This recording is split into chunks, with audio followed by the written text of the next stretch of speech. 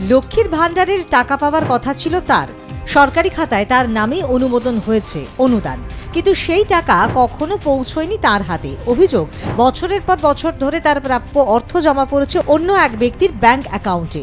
সরকারি প্রকল্পের টাকা বন্টন নিয়ে চাঞ্চল্যকর প্রশ্ন। একজন উপভোক্তার টাকা অন্যের অ্যাকাউন্টে কিভাবে গেল তা নিয়েই শুরু হয়েছে তুমুল বিতর্ক। সাবধান, এখনই সাবধান হয়ে যান। আপনার টাকা অন্য কেউ ভোগ করছে না তো। আপনার নামে ব্যাংক অ্যাকাউন্ট, আপনার নামেই আসছে সরকারি অনুদান, কিন্তু আপনি তার কানাকড়ি চোখে দেখেননি। ভাবতে পারছেন কত বড় দুর্নীতি? আর এই দুর্নীতির পর্দাফাশ হয়েছে মালদহের হরিশ্চন্দ্রপুরে। ঘটনার কেন্দ্রবিন্দুতে মালদহের হরিশ্চন্দ্রপুর থানা এলাকার সোনাকুল গ্রামের বাসিন্দা নুন নাহার। 2020 সালে লক্ষ্মীর ভান্ডারের জন্য আবেদন করেছিলেন তিনি, কিন্তু অভিযোগ আজ পর্যন্ত নিজের অ্যাকাউন্টে 1 টাকাও পাননি। অথচ নথি এবং ব্যাংক স্টেটমেন্ট বলছে তার নামে বরাদ্দ হওয়া সরকারি অর্থ 2021 সাল থেকে 2026 সাল পর্যন্ত নিয়মিত জমা পড়েছে গ্রামের এক প্রাইভেট টিউটর গোলাম মর্তুজার অ্যাকাউন্টে। আপনি কি লক্ষ্মী ভান্ডারের টাকা পান? না, টাকা পাইনি, জমা করেছি কাগজপত্র, ওটা টাকা পাইনি। কবে জমা করেছিলেন? অনেকদিন হলো জমা করা, 2020 সালে। কোন ব্যাংকের অ্যাকাউন্ট জমা দিয়েছিলেন আপনি? State bank. স্টেট ব্যাংকের। কিন্তু আপনি তো লক্ষ্মী ভান্ডারের টাকা পাচ্ছেন, আপনার টাকা অন্য এক কারোর অ্যাকাউন্টে ঢুকছে, আপনি জানেন নাম জানি না, টাকা পাই না তো।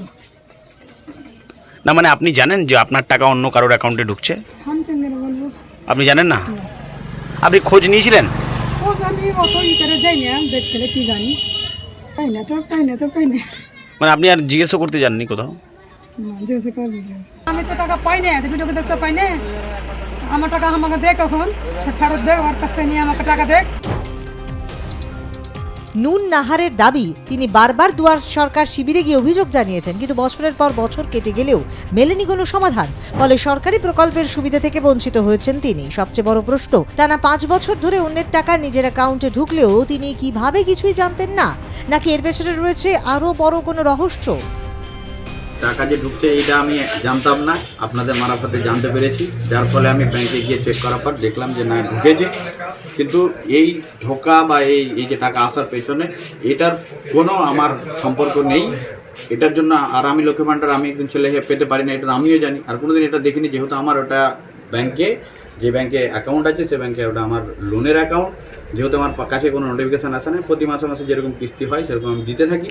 এবং আজকেই তো আপনি বুঝতে পারেননি এতদিন ধরে যে আপনার 5 বছর ধরে লক্ষ্মী ভান্ডারের টাকা ঢুকছে, আপনি বুঝতে পারেননি? না, আমি বুঝতে পারিনি। আজকেই প্রথম যখন আমার কাছে আসলেন আপনারা, তখন জানতে পারলাম যে না, আমার এরকম হয়েছে। তারপর আমি তুরন্ত যাই ব্যাংকে যাওয়ার পরে আমি দেখতে পাই যে না, সত্যি সত্যি এটা হয়েছে।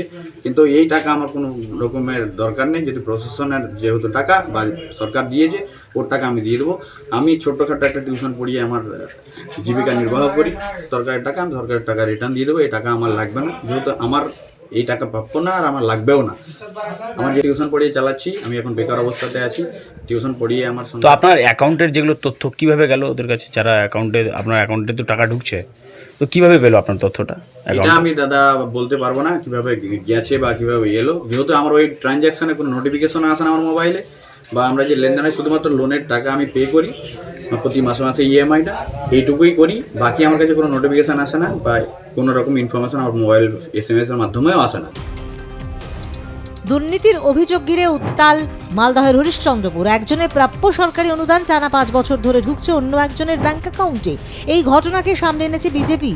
তাদের দাবি, এটি কোনো বিচ্ছিন্ন ঘটনা নয়, বরং একটি বৃহত্তর দুর্নীতি চক্রের অংশ, যার শিকার প্রায় 300-রও বেশি পরিবার।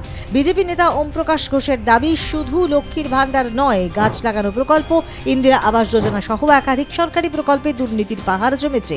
তার কথায় এটা সবে শুরু, আগামী দিনে আরও বড় বড় কেলেঙ্কারির পর্দাফাশ হবে।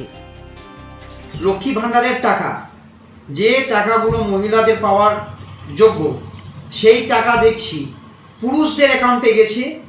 এই এখন গোলাম মর্তুজা বলে এই ব্যক্তির নাম, তার অ্যাকাউন্টে টাকা ঢুকেছে 2021 থেকে 2026 পর্যন্ত কন্টিনিউয়াস টাকা ঢুকে গেছে লক্ষ্মী ভান্ডারে। তারপরে এইরকম আমরা শুনতে পাচ্ছি এরকম 350 অ্যাকাউন্ট যা আছে, যারা পুরুষ অ্যাকাউন্টে টাকা ঢুকছে।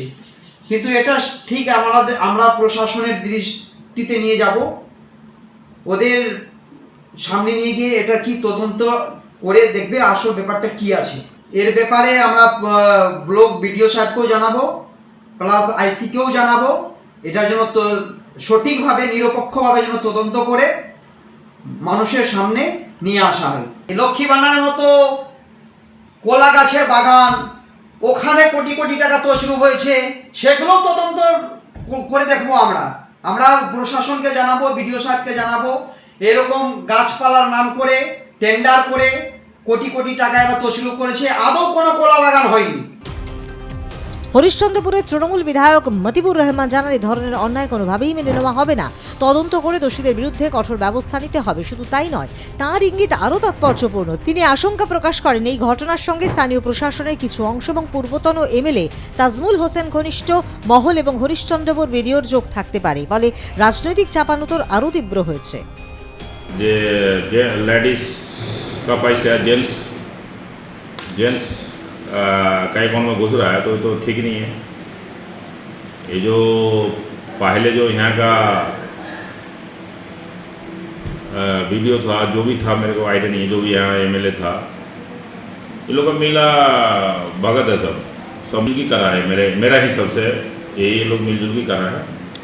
तो दुर्नीति हुआ है? तो दुर्नीति हुआ तभी तो आप बोल रहे हैं।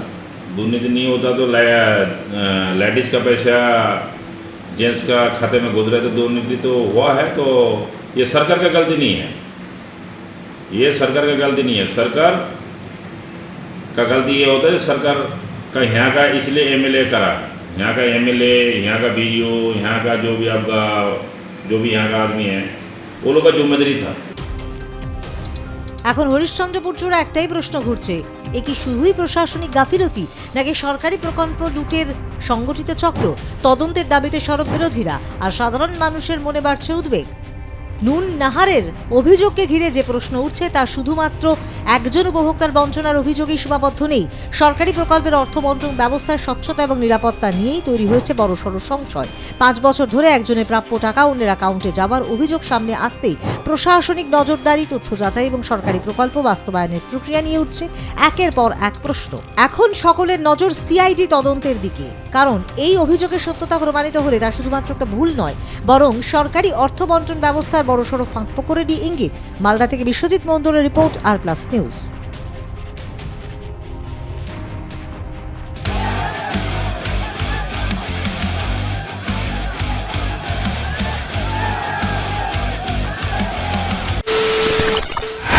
খবরের নামে প্রতিদিন সন্ধে আপনার ড্রয়িং রুমে কি শুধুই চিৎকার চেঁচামেচি খেয়ে আসে?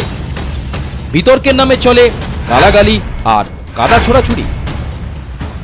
এবার সময় পরিবর্তনের, কারণ আমরা কান ফাটানো চিৎকারে বিশ্বাস করি না। আমরা বিশ্বাস করি খবরের সত্যতায়। আমরা কোনো পক্ষের হয়ে গলা ফাটাই না, আমরা সাধারণ মানুষের হয়ে প্রশ্ন তুলি। চিৎকার নয়, শুধু খবর হবে যেখানে বিতর্ক আছে কিন্তু কুৎসিত ঝগড়া নেই। সঠিক তথ্য, বিশ্বস্ত খবর। নজর রাখুন আর প্লাস নিউজে।